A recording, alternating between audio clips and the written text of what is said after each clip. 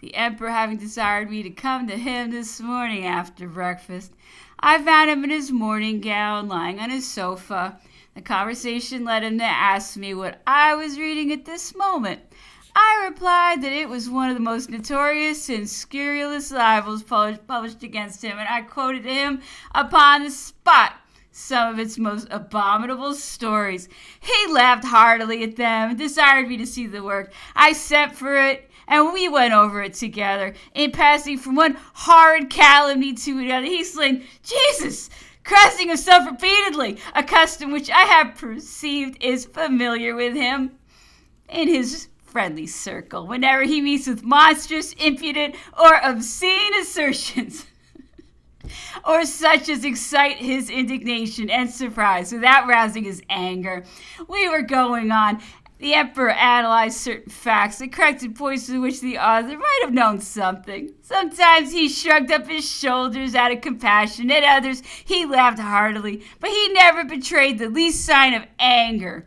When he read the article which speaks of his great debaucheries and excesses, the violences and the outrages which he is made to commit, he observed that the author doubtless wished to make a hero of him in every respect. He willingly left him to those who had charged him with impotency, that it was for these gentlemen to agree among themselves, adding merrily that every man was not so as unlucky as the pleader of Toulouse. They were in the wrong, however. He continued to attack him upon the score of morals, him who, as all the world knew, had so singularly improved them. They could not be ignorant that he was not at all inclined by nature to debauchery, and that, moreover, the multiplicity of his affairs would never have allowed him time to indulge in it. When he came to the pages where his mother was described as acting the most disgusting and abject part at Marseille, he stopped and repeated several lines with an accent of indignation and something approaching to grief. "Ah, madame, poor madame, with her lofty character, if she were to read this, great God!" We thus passed more than 2 hours, at the end of which he began to dress. Dr. O'Meara was introduced to him. It was the usual hour of his being admitted. "Dottore," said the emperor to him in Italian, whilst he was shaving himself, "I have just read one of your fine London productions against me." The doctor's countenance indicated a wish to know what it was. I showed him the book at a distance. It was himself who had lent it to me. He was disconcerted. "It is very just remark," continued the emperor, "that it is the truth only which gives offense. I have not been angry for a moment, but I have frequently laughed at it." The doctor endeavored to reply and puzzled himself with high-flown sentences. It was, it said, an infamous, disgusting libel. Everybody knew it to be such. Nobody paid any attention to it. Nevertheless, persons might be found who would believe it from its not having been replied to. "But how can that be helped," said the emperor, "if it should enter anyone's head to put in print that I have grown hairy and walked on 4 paws? There are people who would believe it and would say that God had punished me as he did Nebuchadnezzar. And what could I do? There is no remedy in such cases." The doctor went away hardly able to believe the gaiety, the indifference, the good nature of which he had just been witness with regard to ourselves. We were now accustomed to it. The 16th, about 3 o'clock, the emperor desired me to come and converse with him whilst he was dressing himself. We afterwards took a few turns in the garden. He observed accidentally that it was a shame he could not yet read English. I assured him that if he had continued his lessons after the 2 I had given when we were off in Madeira, he would now be able to read every description of English books.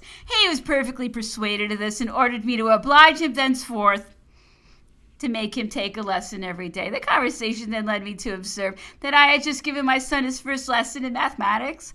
It is a branch of knowledge which the emperor is very fond of, and in which he is particularly skilled. He was astonished that I could teach my son so much without the help of any work and without any copybook. He said he did not know I was so learned in this way, and threatened me with examining, when I did not expect it, both the master and the scholar. At dinner, he attacked what he called the professor of mathematics, who was very near being posed by him. One question did not wait for another, and they were frequently very keen. He never ceased to regret that the mathematics were not taught at a very early age in the lyceums.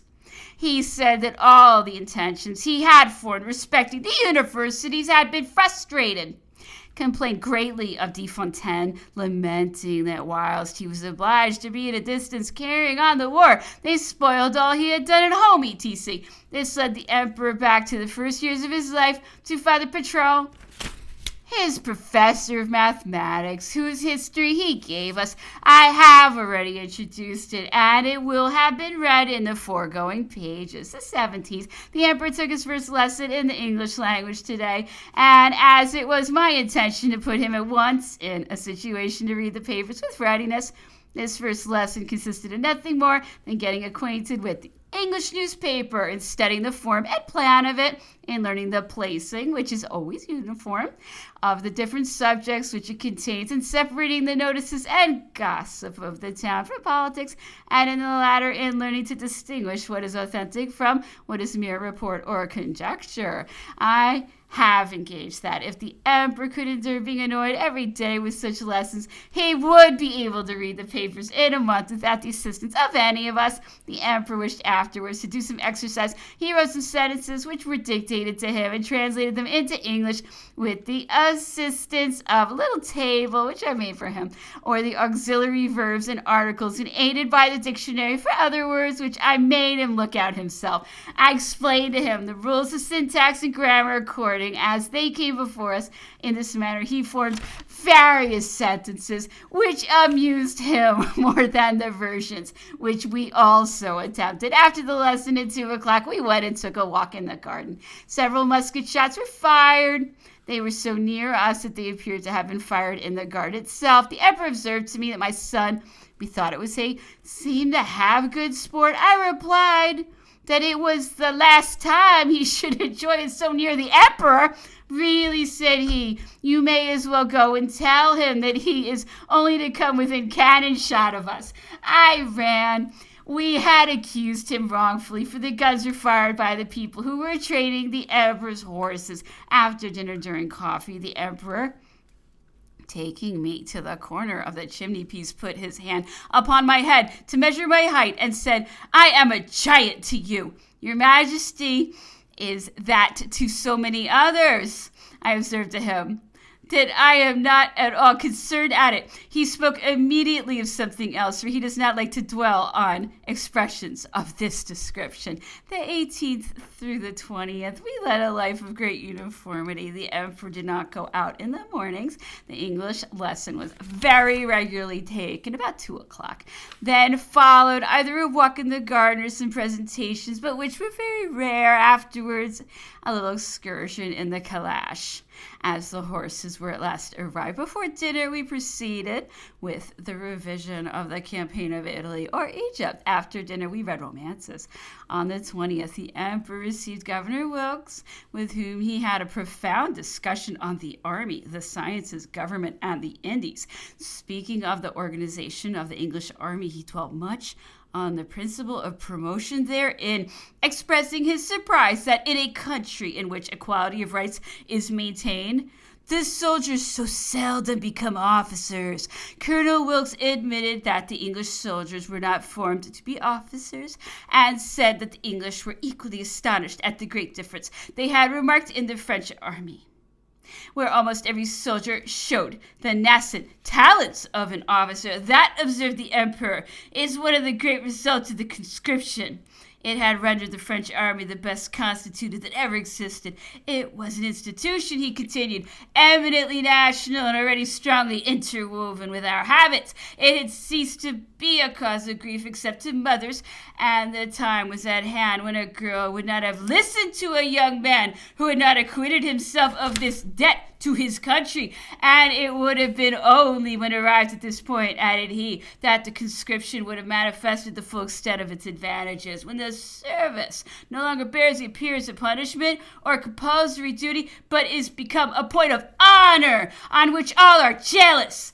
Then only is the nation great, glorious, powerful. It is then that its existence is proof against reverses, invasions, if in the hand of time. Besides, continued he, it may be truly said that there is nothing that may, too, be attained from the Frenchman by the excitement of danger. It seems to animate them. It is an inheritance they derive from their Gaelic predecessors. Courage, love of glory are with the French an instinct, a kind of sixth sense. How often in the heat of battle has my attention been fixed on my young conscripts, rushing for the first time into the thickest of the fight, honor and valor bursting forth at every pore. After this, the emperor, knowing that Governor Wilkes was well informed in chemistry, attacked him on that subject. He spoke of the immense progress in all our manufactures occasioned by this science. He said that both England and France undoubtedly possessed great chemists, but that chemistry was more generally diffused in France and more particularly directed to useful results. That in England it remained a science, while in France it was becoming entirely practical. The governor admitted that these observations were perfectly correct, and with a liberality of sentiment added that it was to him, the emperor, that all these advantages were owing, and that wherever science was led by the hand of power, it would produce great happy effects upon the well-being of society. The emperor observed that of late France had obtained sugar from the beetroot, as good and cheap as that extracted from sugar cane. The governor was astonished. He had not even suspected it. The emperor assured him that it was an established fact, opposed as it was to the rooted prejudices of all Europe, France itself not excepted. He added that it was the same with wood, the substitute for indigo, and with almost all the colonial produce except the dye-woods. This led him to conclude that if the invention of the compass had produced a revolution in commerce, the progress of chemistry bade fair to produce a counter-revolution. The conversation then turned to the present numerous emigrations of the artisans of France and England to America. The emperor observed that this favored country grew rich by our follies. The governor smiled and replied that those of England would occupy the first place in the list. From the numerous errors of administration which had led to the revolt and subsequent emancipation of the colonies, the emperor said that their emancipation was inevitable, that when children were come to the size of their fathers, it was difficult to retain them long in the state of obedience. Then they spoke of India. The governor had resided there many years and had filled high situations. He had made important researches and was enabled to reply to a multitude of questions proposed to him by the emperor respecting the laws, manners, and usages of the Hindus, the administration of the English, the nature and construction of the existing laws, etc. The English are governed according to the laws of England, the natives by local acts made by the several councils in the service of the company, with whom it is a fundamental principle to render them as nearly similar as possible to the laws of the people themselves. Hyder Ali was the man of genius. Tipu, his son, was arrogant, ignorant, and rash. The former had upwards of 100,000 men, the latter scarcely ever more than 50,000. These people are not deficient in courage, but they do not possess our physical strength and have neither discipline nor any knowledge of tactics. 17,000 men in the English service, of whom are only 4,000 European, were sufficient to destroy the empire of Mysore. It was, however, to be presumed that sooner or later the national spirit would rescue these regions from the dominion of the Europeans. The intermixture of Europeans' blood with that of the natives was producing a mixed race whose numbers and disposition certainly prepared the way for a great revolution. Nevertheless, in their actual condition, the people were happier than they had been previously to the dominion of the English, and impartial administration of justice and the mildness of the government were, for the present, the strongest supports of the power of the parent state. It was also considered expedient to prohibit the English and other Europeans from buying lands there or forming hereditary establishments, etc. Madame de Stael's Delphine was at this time a subject of conversation at our evening parties. The emperor analyzed it. A few things in it escaped his censure. The irregularity of mind and imagination which pervades it excites his criticism. There were throughout, said he, the same faults which had formerly made him keep the authoress at a distance, notwithstanding the most pointed advances and the most unremitting flattery on her part. No sooner had victory immortalized the young general in the army of Italy than Madame de Stael, unacquainted with him, from the mere sympathy of glory, instantly professed for him sentiments of enthusiasm worthy of her own Corinne. Also wrote him long and numerous epistles full of wit, imagination, and metaphysical erudition. It was an error, she observed, arising only from human institutions that could have united him with the meek, the tranquil Madame Bonaparte. It was his soul of fire, like hers, Madame de Stael's, that nature had undoubtedly destined to be the companion of a hero like him. I refer to the campaigns in Italy to show that this forwardness on the part of Madame de Stael was not checked by the circumstance of meeting with no return. With a perseverance never to be disheartened, she succeeded at a later period in forming some degree of acquaintance, so far as to be allowed to visit, and she used this privilege, said the emperor, to a disagreeable extent. It is unquestionably true, as has been reported, that the general, wishing to make her sensible of it, one day caused her to be told, by way of excuse, that he was scarcely dressed, and that she replied promptly and earnestly that it was unimportant, for that genius was of no sex. From Madame de Stael, we were naturally led to her father, Monsieur Necker. The emperor related that at Geneva, in his way to Marengo, he received a visit from him wherein he made known, in an awkward manner enough, his desire to be admitted again to the administration. A desire, by the way, which Calonne, his rival, subsequently came to Paris to express with a degree of levity beyond conception. Monsieur Necker afterwards wrote a dangerous work upon the policy of France, which he attempted to prove could no longer exist either as a monarchy or a republic, and in which he called the first consul l'homme nécessaire.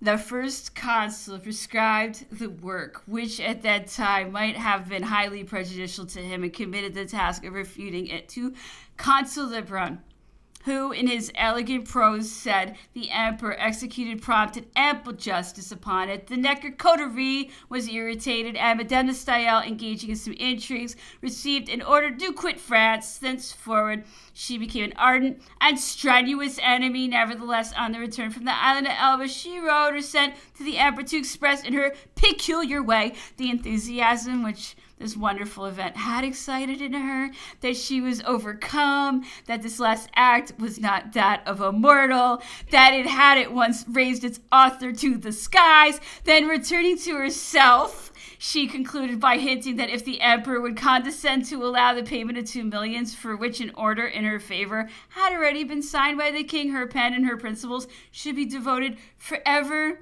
after to his interest. The emperor desired she might be informed in answer that nothing could flatter him more highly than her approbation, because he fully appreciated her talents, but that he really was not rich enough to purchase it at that price.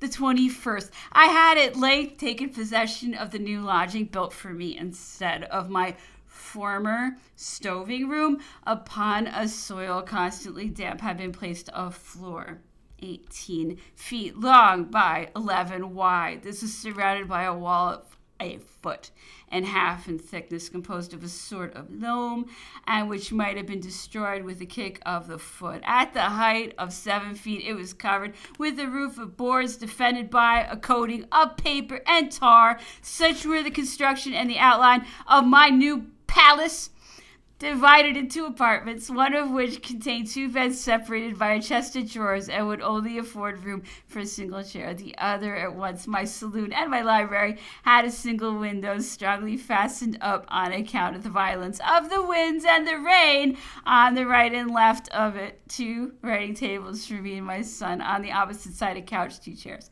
This is the whole of the furniture and accommodation. Add to this that the aspect of the 2 windows is towards a wind constantly blowing from the same quarter, and generally accompanied with rain, often very heavy, and which previously too are taken possession, already forced its way through the cracks or soaked through the walls and the roof. I had just passed my first night in these new quarters. I was indisposed, and my change of bed had prevented me from sleeping. I was informed about 7 o'clock that the emperor was going out on horseback. I replied that, not feeling myself well, I should endeavor to take some rest, but only a few minutes had elapsed when a person hastily entered my apartment, opened my curtains with an air of authority, and found fault with me for being so idle, and pronounced that my ailments must be shaken off. Then, struck with the smell of the paint, the extreme smallness of the room, and the closeness of the two beds, decided that we could no longer be suffered to sleep huddled together in that way, that it was far too unwholesome,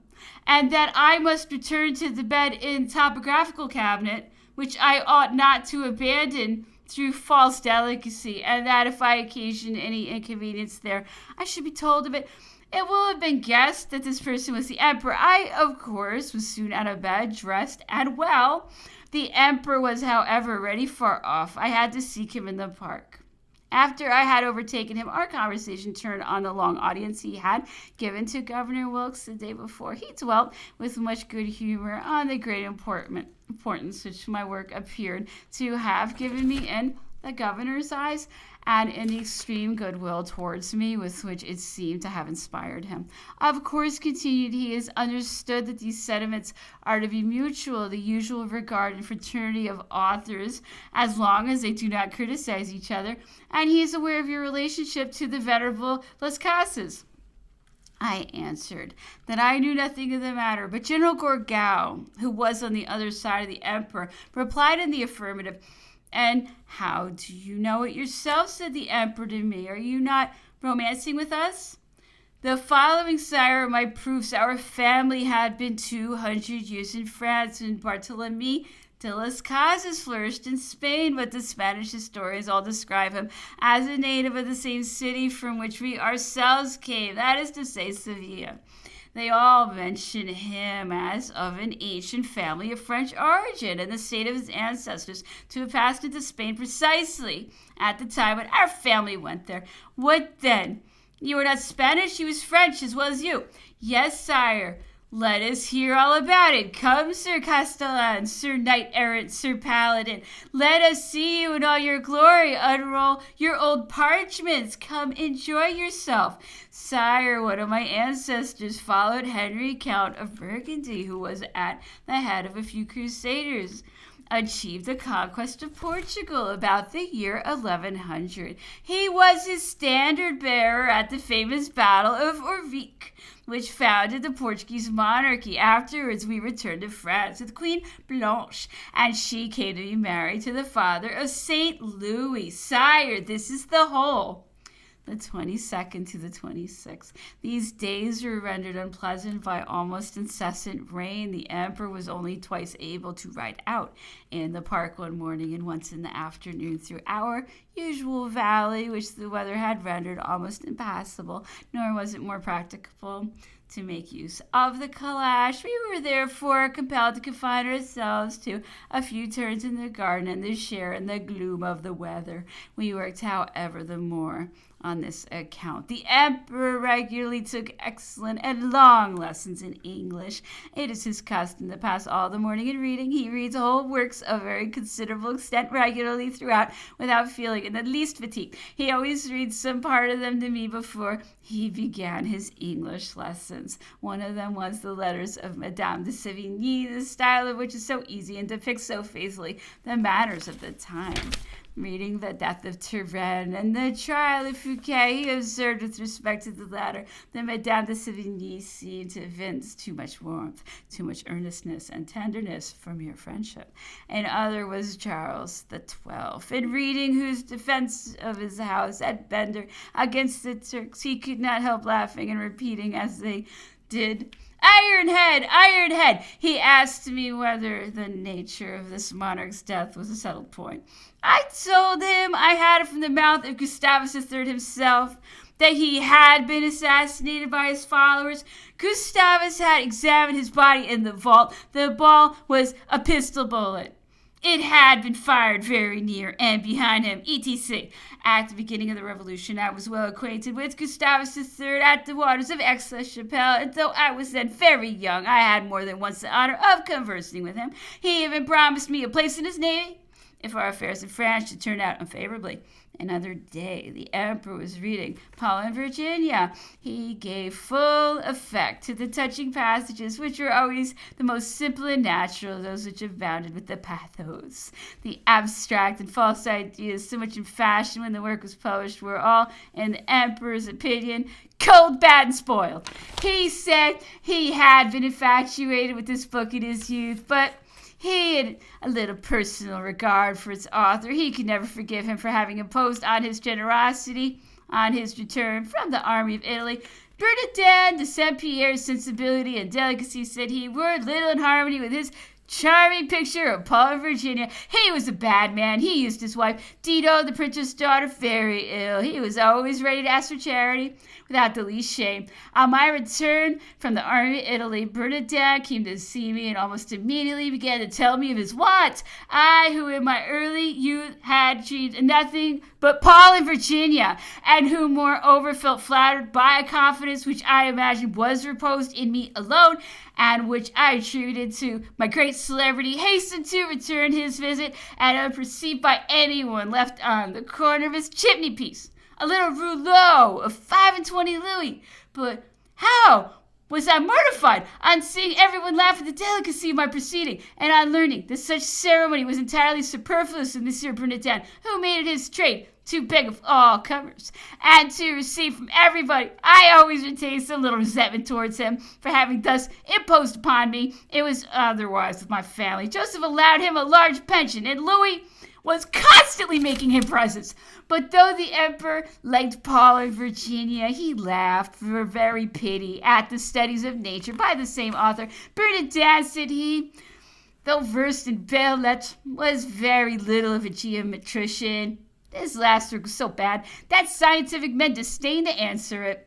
Bernardin complained loudly of their not noticing him. The celebrated mathematician Lagrange, when speaking on this subject, always said, alluding to the Institute, if Bernardin were one of our class, if he spoke our language, we would call him to order. But he belongs to the academy, and his style is out of our line. Bernardin was complaining as usual one day to the first consul of the silence of the learned with respect to his works. Napoleon asked, do you understand the differential method, Monsieur Bernardin? No. Well, go and learn it, and then you will be able to answer for yourself. Afterwards, when emperor, every time he perceived Saint-Pierre, he used to say to him, Monsieur Bernardin, when are we to have any more Paul and Virginias or Indian cottages? You ought to supply us every 6 months. In reading Vertot's Roman Revolutions, of which, in other respects, the emperor thinks highly, he found the declamations much too diffuse. This was his constant complaint against every work he took up. He had, in his youth, he said, been much to blame in this respect himself. He may justly be said to have thoroughly reformed afterwards. He amused himself with striking out the superfluous phrases in Vertot, and the result was that, after the erasures, the work appeared much more energetic and animated. It would certainly be most valuable and successful labor, said he, if any man of taste and discernment would devote his time to reducing the principal works in our language in this manner. I hardly know any writer, except Montesquieu, who would escape those curtailments. He often looked into Roland, whom he thought diffuse, and to credulous Crevier, his continuator, seemed to Napoleon detestable. He complained of our classical works and of the time which our young people are compelled to lose in reading such bad books. They were composed by rhetoricians and mere professors, he said, whereas such immortal subjects, the basis of our knowledge throughout life, ought to have been written and edited by statesmen and men of the world. The emperor had excellent ideas in this subject. The want of time alone prevented him from carrying them into execution.